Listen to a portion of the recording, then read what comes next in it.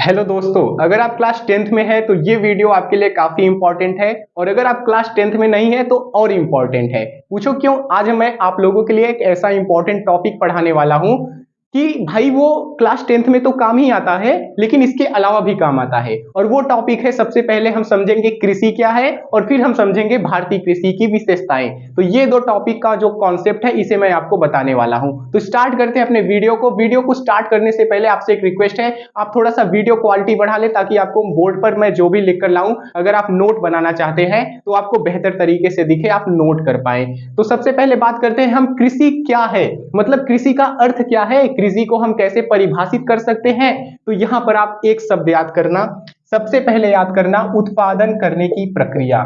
उत्पादन करने की प्रक्रिया। अच्छा, किस चीज का उत्पादन करोगे? फसल का उत्पादन करोगे। फसल का उत्पादन करोगे।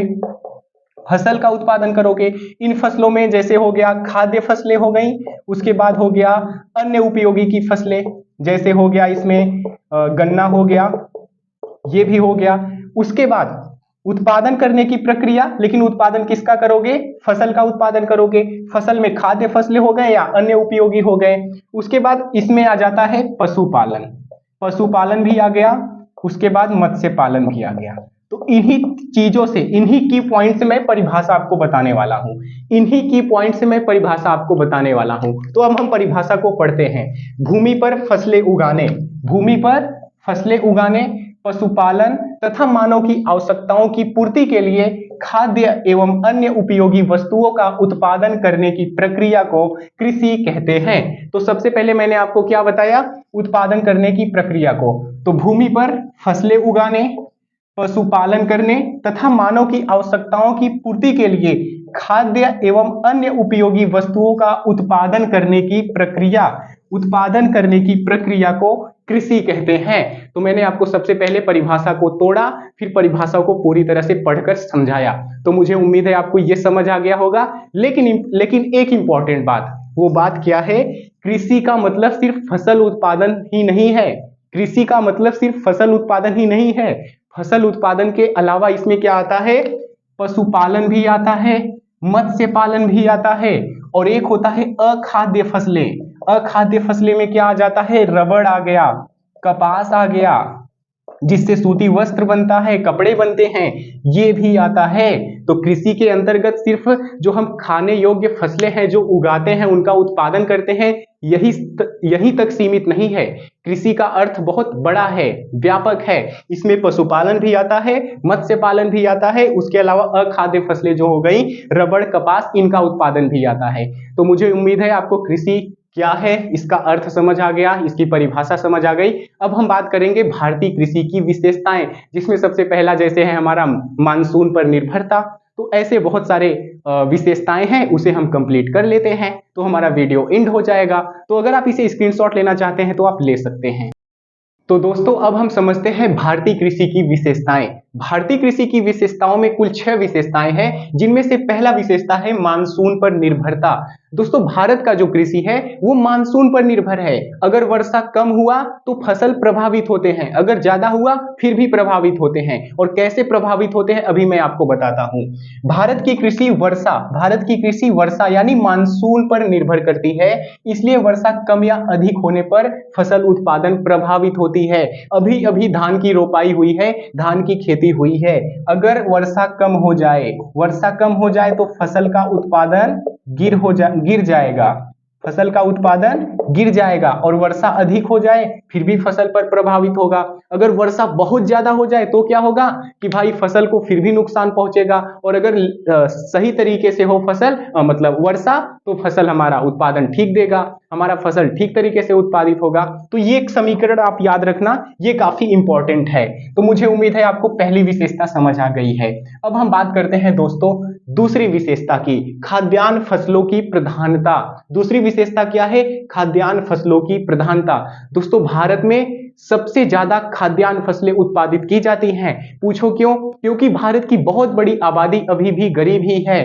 भारत की बहुत बड़ी आबादी अभी गेहूं चावल खरीदने में असमर्थ है। लगभग 81 करोड़ लोगों को हम राशन दे रहे हैं, क्या बोलते हैं उसको, सार्वजनिक वितरण प्रणाली। उन्हें हम सहायता दे रहे हैं। क्यों? क्योंकि भारत की बहुत बड़ी जनता अभी भी गरीब है, तो इसलिए खाद्यान्न फसलें अभी भी हमारे देश में कम ही पड़ रही हैं, इसलिए बहुत अधिक मात्रा में हम खाद्यान्न फसलों का उत्पादन करते हैं। तो दूसरी विशेषता क्या हो गई? खाद्यान्न फसलों की प्रधानता। इसमें भारत में गेहूं, धान, मक्का, दालें जैसी खाद्यान्न फसलों का बड़े पैमाने पर उत्पादन किया जाता है। उसके बाद हमारा तीसरा हो गया छोटे और बिखरे हुए खेत। भाई ये काफी इंपॉर्टेंट है। छोटे और बिखरे हुए खेत। भारत में कृषि जोत का आकार बहुत ही छोटा है। उसका कारण क्या है? अगर आप दो भाई हैं तो क्या हो जाता है? खेत बंट जाता है, बंटवारा हो जाता है, जिससे क्या हो जाता है? खेत का आकार छोटा हो जाता है। और खेत बिखरा हुआ है, कहीं खेत इस दिशा में है तो कहीं इस दिशा में है, इतना दूर है, तो इस कारण ये समस्या हो रही है, कृषि उत्पादन हमारा लगातार डाउन हो रहा है। अच्छा, छोटे खेत होने से कैसे कृषि उत्पादन डाउन होगा? आप ऐसे समझिए, अगर कृषि खेत छोटा है तो क्या होगा? ट्रैक्टर तो चला जाएगा, लेकिन ट्रैक्टर ठीक तरीके से जुताई नहीं कर पाएगा। अगर जुताई सही नहीं होगा, जुताई अगर सही नहीं होगा तो क्या फसल उत्पादन होगा बढ़िया? फसल उत्पादन बढ़िया होगा? नहीं होगा। फसल उत्पादन भी बढ़िया नहीं होगा। और मैं अभी आपको एक फैक्ट बताता हूं जो आप सुनकर दंग रह जाएंगे। तो सबसे पहले मैं इसे पढ़ देता हूं। अधिकांश किसानों का खेत छोटा और अलग अलग स्थानों पर बटा होता है। और अभी मैं आपको एक नोट बताने वाला हूं। एग्रीकल्चर सेशंस 2015-16 के अनुसार एक रिपोर्ट प्रकाशित हुआ था। एग्रीकल्चर सेशंस 2015-16 के अनुसार भारत में औसत जोत 0.97 हेक्टेयर है, यानी 0.97 हेक्टेयर, मतलब 1 हेक्टेयर भी नहीं है औसत आकार खेतों का। उसके बाद नवीन स्रोत क्या कहते हैं?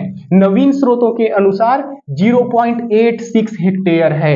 तो सोचिए ना, कैसे फसल उत्पादन बढ़िया होगा, कैसे फसल उत्पादन हमारा बढ़ेगा? कितनी भी उन्नत बीजों का प्रयोग कर ले, अगर आधुनिक मशीन नहीं जा पाएगा ट्रैक्टर में, ठीक तरीके से वहां नहीं जुताई कर पाएगा, तो क्या ही कर लेंगे, कितना बढ़िया हम उन्नत बीज ला दें। तो ये एक इंपॉर्टेंट बात था। मैंने अभी आपको भारतीय कृषि की 3 विशेषताएं बताया। सबसे पहला बताया मानसून पर निर्भरता, दूसरा बताया कि खाद्यान्न फसलों की प्रधानता, तीसरा बताया छोटे और बिखरे हुए खेत। तो ये 3 विशेषताएं कंप्लीट कर लिया हमने। अभी इसमें 3 विशेषताएं और हैं, तो फिर हम उसे भी जल्दी जल्दी कंप्लीट करते हैं। तो अगर आप इसे स्क्रीनशॉट लेना चाहते हैं तो आप ले सकते हैं। तो दोस्तों, भारतीय कृषि की 3 और विशेषताओं को समझ लेते हैं, फिर हमारा ये टॉपिक समाप्त हो जाएगा। तो चौथी विशेषता है दोस्तों, अधिक जनसंख्या की भागीदारी। भारत की बड़ी आबादी प्रत्यक्ष या अप्रत्यक्ष रूप से कृषि कार्यों से जुड़ी है। मतलब भारत की बहुत बड़ी जनसंख्या प्रत्यक्ष या अप्रत्यक्ष तरीके से कृषि से संबंधित है, कृषि कार्यों से जुड़ी है। अब आपने एक कॉन्सेप्ट समझा होगा इकोनॉमी में, जिसे कहते हैं प्रच्छन्न बेरोजगारी। तो प्रच्छन्न बेरोजगारी क्या है? जब किसी कार्य को आवश्यकता से अधिक लोग करते हैं तो वहां देखने को हमें मिलता है प्रच्छन्न बेरोजगारी। तो मेरे कहने का मतलब दोस्तों, भारत में जो कृषि होता है उसमें भी प्रच्छन्न बेरोजगारी देखने को मिलता है। तो भारत के जो कृषि क्षेत्र है उसमें भी प्रच्छन्न बेरोजगारी देखने को मिलता है। तो ये था एक कॉन्सेप्ट, और ये था हमारी चौथी विशेषता कि अधिक जनसंख्या की भागीदारी। उसके बाद हमारा 5वां विशेषता है विविध फसलें। दोस्तों, भारतीय कृषि जो है उसमें अनेक प्रकार की फसलें उगाई जाती हैं। भारतीय कृषि में अनेक प्रकार की फसलें उगाई जाती हैं, जैसे रबी हो गया, खरीफ हो गया, जायद हो गया। तो जो भी तीनों ये मौसमी फसलें हैं, तीनों को ही उगाया जाता है। उसके बाद एक लास्ट विशेषता है श्रम प्रधान कृषि। तो श्रम प्रधान कृषि में दोस्तों आपको याद रखना है, भारत में जो कृषि होता है उसमें मानव श्रम का अधिक उपयोग किया जाता है। मानव श्रम का अधिक उपयोग किया जाता है। जबकि दोस्तों हम अपने पड़ोसी को देखते हैं, जो चीन है, चीन में वहां पर आधुनिक मशीनों का प्रयोग किया जाता है, आधुनिक मशीनों का प्रयोग किया जाता है। लेकिन भारत के भी कई ऐसे क्षेत्र हैं जहां पर आधुनिक मशीनों का अत्यधिक मात्रा में उपयोग किया जाता है। और वो क्षेत्र कौन है? जैसे हो गया पंजाब हो गया, हरियाणा हो गया। इन क्षेत्रों में जो कृषि की जाती है, इन राज्यों में जो कृषि की जाती है, उसमें मानव श्रम के बजाय आधुनिक मशीनों का अधिक उपयोग होता है। तो मुझे उम्मीद है दोस्तों, ये जो टॉपिक मैंने बताया, सबसे पहले कृषि बताया, उसके बाद मैंने आपको बताया भारतीय कृषि की विशेषताएं। ये क्लास 10th में एग्जाम में भी पूछ सकता है। और क्लास 10th के अलावा अगली चैप्टर या जब आर्ट विषय आप लेते हैं तो वहां पर आपको ये कई बार टॉपिक देखने को मिलता है, इसलिए मुझे लगा इस पर एक वीडियो जरूर बनाना चाहिए। तो मुझे उम्मीद है आपको ये टॉपिक समझ आया। अगर समझ आया तो कमेंट में जरूर लिखना आपको कैसा लगा लेक्चर। और अगर आप चैनल पर नए विजिट किए हैं तो सब्सक्राइब जरूर करना। मिलते हैं आपसे अगले वीडियो।